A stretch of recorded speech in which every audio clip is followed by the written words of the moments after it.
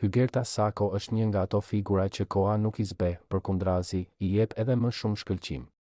Kur doli 30 vite më parë si Miss Super Trup, ajo u konsiderua një prej vajzave më të bukura të ekranit shqiptar, elegante, e qeshur, me një prezencë që të tërhiqte pa shumë mundim.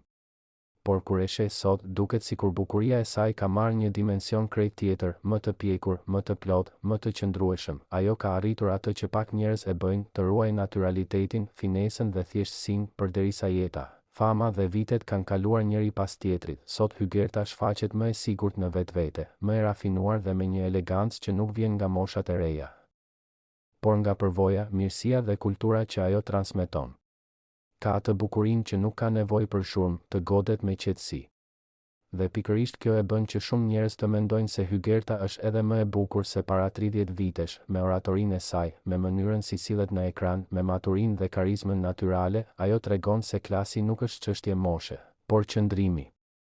Dhe ndërsa shumë prej ikonave të dikurshme kanë humbur shkëlqimin e tyre, Hygerta vazhdon të mbetet një nga figurat më të dashura, më të respektuara dhe më të hijshme të ekranit shqiptar. Në fund të ditës, ajo është shembulli i gjallë i asaj shprehjes, disa gra nuk plaken, thjesht bëhen më të bukura.